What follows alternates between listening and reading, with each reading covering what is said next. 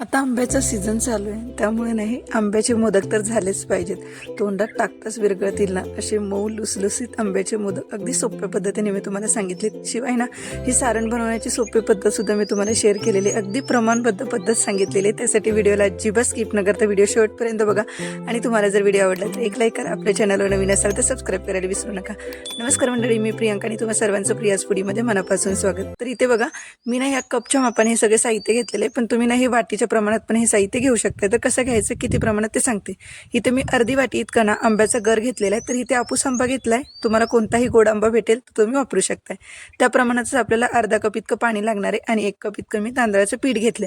तर इथे ना मी इंद्रायणीचं पीठ घेतलेलं आहे. इंद्रायणी तांदूळ असतो ना, तो दळून आणलेला. त्याच्याऐवजी तुम्ही आंबेमोहर घेतला तरी चालेल किंवा दोन्ही एकत्र घेतलं तरी चालेल. आता सारणासाठी लागणारे 1 कप इतका आपल्या ओऱ्या नारळाचा चव, अर्धा कप इतका ना आपल्याला आंब्याचं गर लागणार आहे आणि अर्धा कप इतका आपल्याला साखर लागणार आहे. साखरेच्या ऐवजी तुम्ही गूळ घेतलात तरी चालेल.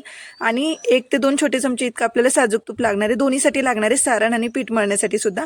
तर आता हे प्रमाण मी ज्या प्रमाणात बनवते ना, 15 ते 16 मोदक तयार होतात एका चाळणीमध्ये बसतील एवढ्या प्रमाणात मी तुम्हाला सांगितलेलं आहे. थोडंसं प्रमाण तुम्ही कमी जास्त करत तरी पण चालेल. तर आता सगळ्यात पहिल्यांदा ना आपण सारण बनवून घेऊयात. तर सारण बनवण्यासाठी मी गॅसवरती कढई गरम करायला ठेवून दिलेली. आता याच्यामध्ये ना 1 ते 2 छोटे चमचे इतकं साजूक तूप घालायचं. आता इथे थोडंसं घातलेलं आहे, परत थोडं घातलं तरी चालेल.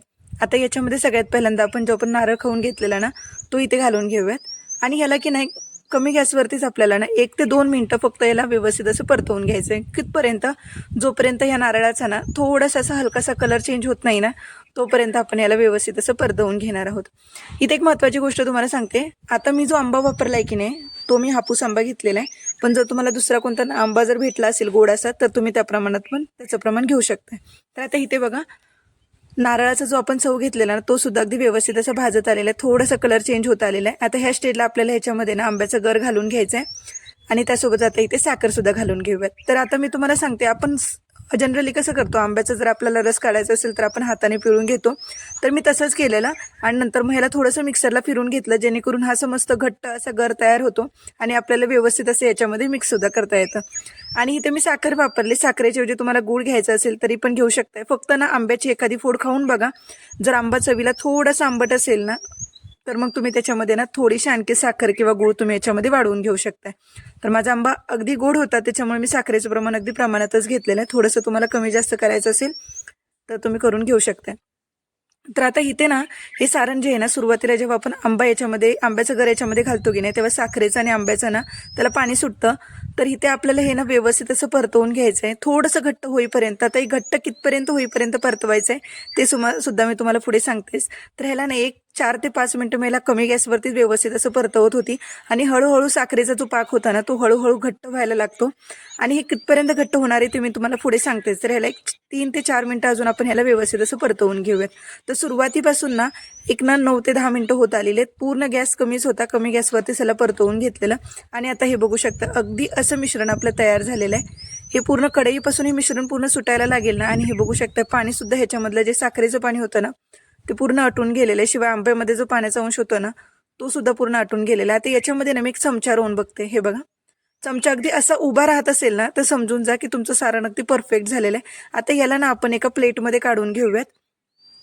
तर इथे बघा, मी एका प्लेटमध्ये ह्याला काढून घेतलेलं आहे. व्यवस्थित असं पसरवून घ्या, जेणेकरून ना हे थंड होऊन जाईल. जास्त पण ह्याला परतवत बसू नका. जास्त जर परतवत बसला ना, तर हे अगदी दगडासारखं कठीण होईल. तर आता मी तीच कढई गॅसवरती गरम करायला घेतली आहे. आणि आता ह्याच्यामध्ये ना पाणी घालून घेऊयात. आणि लगेच ह्याच्यामध्ये आंब्याचा गर होता तो पण इथे लगेच घालून घ्यायचा. आता ह्याला व्यवस्थित असं पहिल्यांदा मिक्स करायचं. आणि ह्याला फक्त आपल्याला नाही खळखळून अशी उकळी काढून घ्यायची. लक्षात घ्या, उकळी आल्याशिवाय ना लगेच ह्याच्यामध्ये तांदळाचं पीठ घालून घेऊ नका. ह्याला व्यवस्थित असं अगोदर मिक्स करून घ्या. तुम्हाला जर वाटत असेल ना, तर ह्या स्टेजला तुम्ही इथे मीठ घालून घेऊ शकताय. खरं तर ना मी मीठ घालायचं विसरली होती, म्हणून मी नंतर इथे मीठ घातलेलं आहे. तर आता इथे ना खळखळून अशी उकळी आलेली दिसली ना, की लगेच ह्याच्यामध्ये तुम्ही तांदळाचे पीठ इथे घालून घ्या.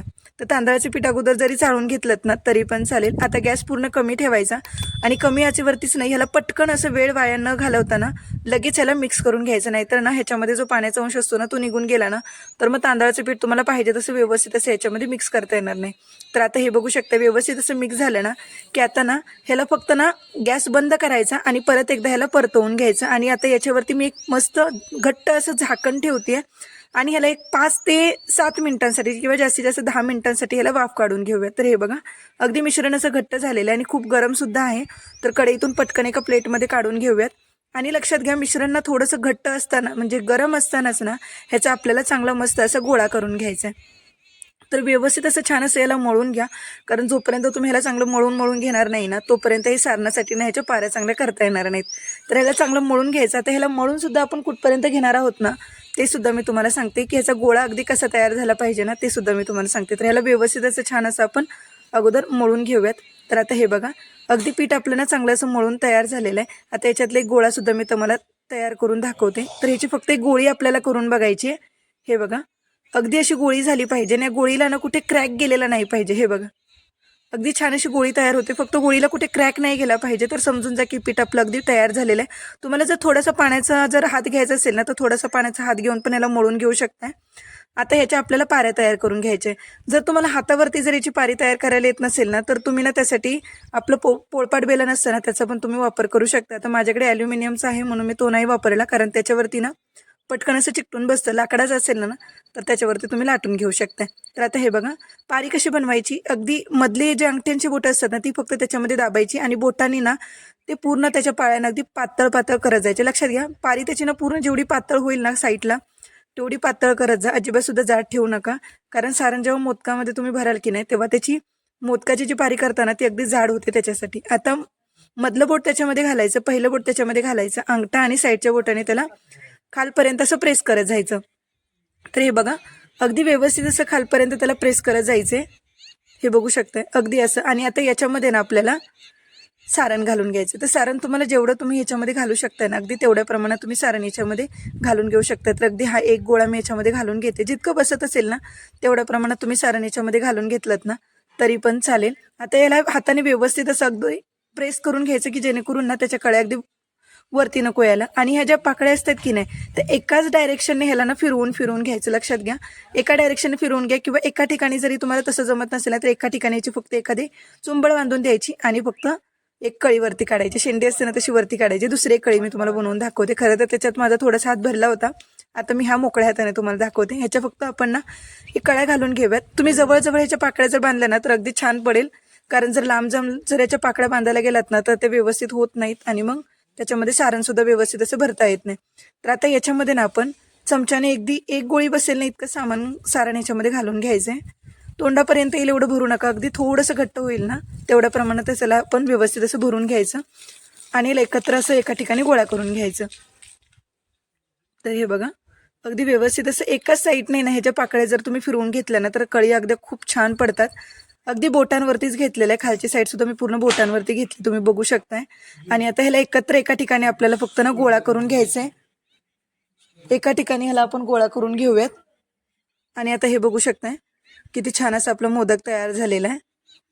अगदी शेंडी जर त्याची जर जास्त जाड वाटत असेल ना ते थोडीशी काढून तुम्ही ना अगदी कमी करून घेऊ शकताय. अगदी छान असं मोदक तयार झालेलं आहे. आता असेच ना आपण बाकीचे सुद्धा मोदक ना अगदी मस्त असे करून घेऊयात. आणि सगळे मोदक ना असे थोडेसे बसके बनवा की जेणेकरून ठेवल्यानंतर ते वरती येणार नाहीत. आता हे बघा हे 2 मोदक तयार झालेत, बाकीचे पण मोदक बनवून घेते. आता टोपात मी पाणी ठेवलेलं आहे, त्याला सुद्धा उकळी आली. आता ही चाळण मी पटकन याच्यावरती ठेवून देते. चाळणीला तुम्ही तेल लावून त्याच्यावरती मोदक ठेवले तरी चालतील. आता झाकण ठेवायचं आणि ह्याला ना एक 10 ते 12 मिनिटांसाठी फक्त आपण ह्याला शिजवून घेऊया. जास्तीत जास्त 15 मिनिटं शिजवले तरी चालतील. लो टू मीडियम हाय फ्लेमवरती ठेवू नका, लो टू मीडियम फ्लेमवरती ह्याला शिजवून घ्या. आणि आता हे बघू शकता मोदक सगळे आपले शिजलेले आहेत. जर तुम्हाला वाटलं ना की 10 ते 15 मिनिटं झालीत की नाही, मोदक शिजलेत की नाही, तर एखादा मोदकाचं दाबून बघायचं, हाताला कुठे जर चिकटत नसेल ना समजून जर सगळे मोदक आपले शिजलेले आहेत. आता याच्यावरती ना साजूक तुपाची धार द्यायची. तुम्हाला जेवढी आवडत असेल ना त्या आवडीनुसार तुम्ही याच्यावरती साजूक तुपाची धार घालून घेऊ शकताय. आणि बघू शकता किती छान असे मस्त आणि सुंदर मोदक तयार झालेत. मोदकाच्या जर कळ्या बघितल्या ना तर खरंच तुम्ही याच्या प्रेमात पडाल, एवढे मस्त असे मोदक तयार होतात. अगदी सुंदर मोदक तयार झालेले. तुम्ही पण एकदा करून बघा. अशा पद्धतीने सोपी पद्धत मी तुमच्याशी शेअर केलेली आहे. आणि आता ना याच्यातला ना एक मोदक मी तुम्हाला तोडून सुद्धा दाखवते. तर आता हे बघा हा मोदक आपण फोडून बघूयात. बघू शकताय किती मऊ लुसलुशीत मोदक आपला तयार झालेला आहे. तुम्ही करून बघा ह्या पद्धतीने. तुम्हाला व्हिडिओ कसा वाटला ना मला एकदा कमेंट करून नक्की सांगा. आवडला असला तर एक लाईक करा. आपल्या चॅनलवर जर तुम्ही नवीन असाल तर सबस्क्राईब करा आणि बाजूचा बेल आयकॉन क्लिक करायला विसरू नका. पुन्हा भेटत अशाच एका सुंदर आणि एका चटपटीत रेसिपीसोबत. तोपर्यंत धन्यवाद.